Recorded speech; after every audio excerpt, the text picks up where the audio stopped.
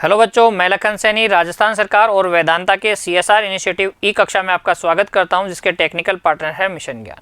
बच्चों, हम कर रहे हैं कक्षा 10 की गणित की पाठ्य पुस्तक का अध्याय 19 सड़क सुरक्षा शिक्षा। आज चर्चा करेंगे हम सड़क सुरक्षा शिक्षा में त्रिकोणमिति के अनुप्रयोगों की। देखिए बच्चों, क्या है अनुप्रयोग?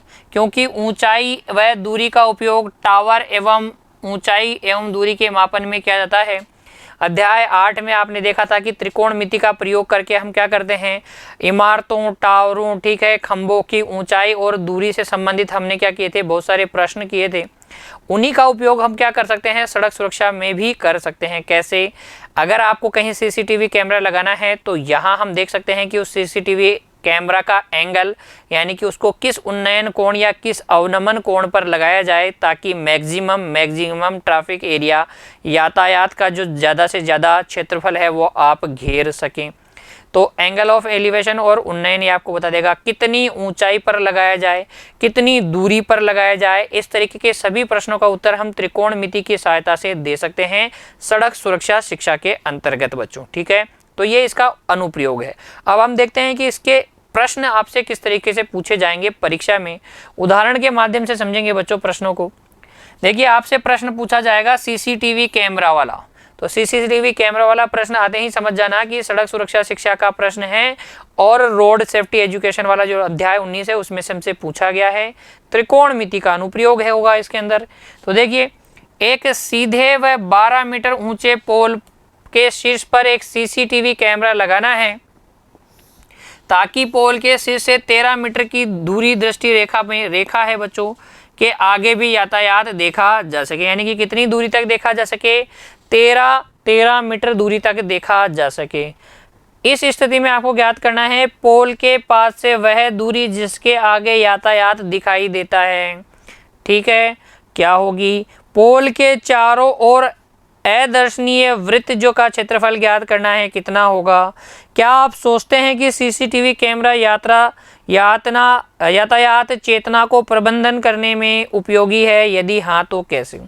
तो सबसे पहले मैं आपको इस प्रश्न का जवाब देता हूं कि यातायात चेतना के प्रबंधन में CCTV कैमरा कैसे उपयोगी है। एक काल्पनिक स्थिति के बारे में विचार कीजिए। एक आदमी है जो क्या है, थोड़ा लापरवाह है। वो देखता है कि ट्रैफिक लाइट के पास कोई भी पुलिस वाला आदमी खड़ा नहीं है, यातायात पुलिस खड़ी नहीं है। और तो वो क्या कोशिश करेगा, वो कोशिश करेगा कि मेरा चालान करने वाला कोई भी नहीं है, चालान करने वाला कोई भी नहीं है तो मैं सिग्नल लाइट तोड़ के जल्दी से निकल लेता हूँ। इस तरीके की जब आदमी लापरवाही करता है तो दुर्घटना का कारण बनता है। लेकिन आदमी क्या रहते हैं, जल्दी में रहते हैं, तो फिर वो क्या करते हैं, इस तरीके की हरकतें करते हैं। अब सोचिए कि अगर यातायात पुलिस नहीं है और आदमी को पता चले कि वहाँ पुलिस तो नहीं है यातायात, लेकिन CCTV कैमरा लगा हुआ है, यानी कि उसकी यह हरकत जो वो सिग्नल लाइट को तोड़ के, यातायात के नियमों को तोड़ के कर रहा है, क्या वो CCTV कैमरा में रिकॉर्ड हो जाएगी? क्या यातायात पुलिस कोई वहाँ न होते हुए भी पुलिस प्रबंधन या यातायात प्रबंधन को उसकी सूचना मिल सकती है?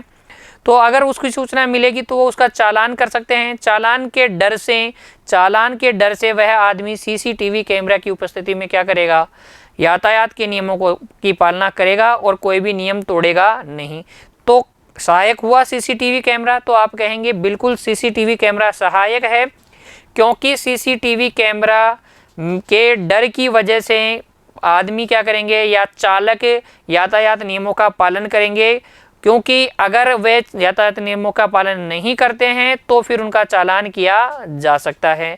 और एज ए एविडेंस रिकॉर्ड के तौर पे या सबूत के तौर पे भी CCTV कैमरा फुटेज को देखा जा सकता है। आप देखते हैं CCTV कैमरा अभी दुकानों में लगाया जाता है, मॉल्स में लगाया जाता है, चौराहों पे लगाया जाता है, ताकि कई सारे यातायात के नियमों की नहीं, बाकी और भी कई आपराधिक गतिविधियों का पता चल सके।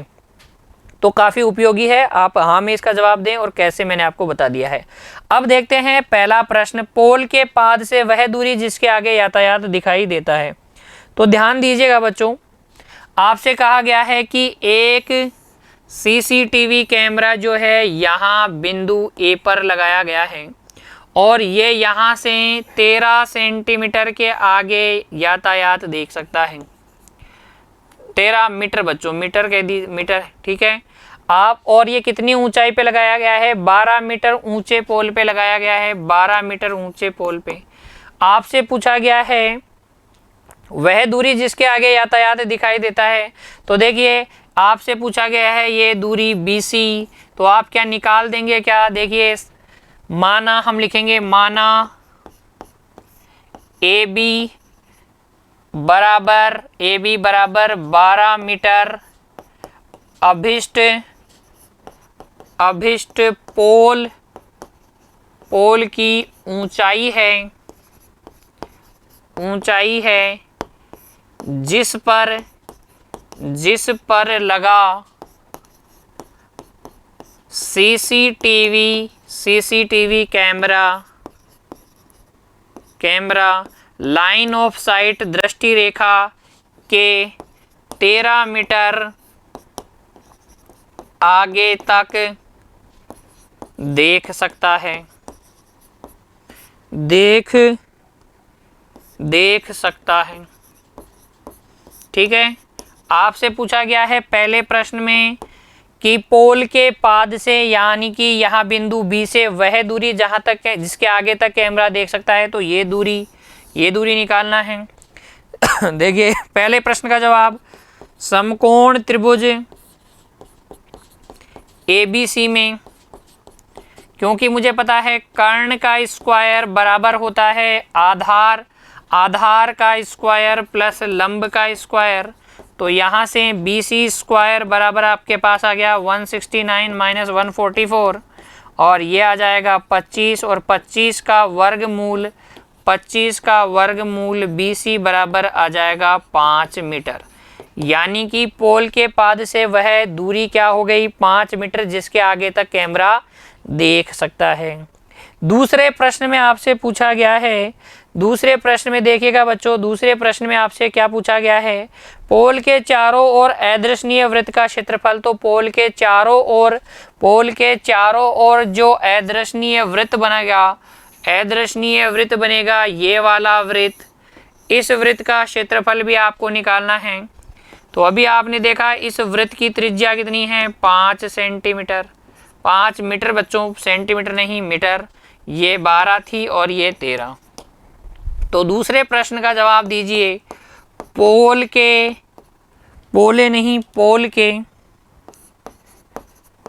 चारों ओर बने अदर्शनीय वृत्त यानी कि ग्रीन पैच का क्षेत्रफल वो होता है कितना बच्चों? पाई आर स्क्वायर, यानी कि पाई आर का मतलब 25 का स्क्वायर, तो 5 का स्क्वायर। मैं ज़्यादा निकल गया कहानी में आगे। 5 का स्क्वायर कितना होता है? 25। अब 25 से गुणा कर दीजिए, 25 चौक 100 हासिल 10, 35 की 5 हासिल 3, 25 या 75 और 3 78, तो ये हो जाएगा 78.5 मीटर स्क्वायर। इस वृत्त का क्षेत्रफल कितना आ जाएगा? पोल के चारों ओर जहाँ अदृश्यनीय क्षेत्र जहाँ तक कैमरा देख पाएगा उसका क्षेत्रफल क्या हो जाएगा? उस अदृश्यनीय क्षेत्र का क्षेत्रफल क्या हो जाएगा? उस अदृश्यनीय वृत्त का क्षेत्रफल हो जाएगा। देखिए ये कैमरा इस तरीके से देखेगा तो यहाँ ये नीचे वाला हिस्सा उसको नहीं देख पाएगा, क्योंकि उसका एंगल ऑफ एलिवेशन इस तरीके का है। इसके आगे की वो देख सकता है, अंदर की नहीं देख पाएगा। तो ये इस एरिया का क्षेत्रफल आ जाएगा 78.5 मीटर स्क्वायर। इसी तरीके से आप देख पाएंगे कि क्या हम किस एंगल पे लगाएं, किस एंगल पे न लगाएं, इन सभी प्रश्नों का जवाब हम दे सकते हैं त्रिकोणमिति के आधार पे। ऊंचाई और दूरी हम ज्ञात कर सकते हैं त्रिकोणमिति के आधार पर। तो ये सब कंसेप्ट रोड सेफ्टी में आपके काम आएंगे और इस तरीके का प्रश्न आपसे पूछा जाएगा CCTV कैमरा वाला एग्जाम में आपसे। तो इसकी तैयारी कीजिए बच्चों, ठीक है। मिलते हैं अगले वीडियो में, तब तक के लिए प्रैक्टिस करते रहिए, खुश रहिए, धन्यवाद।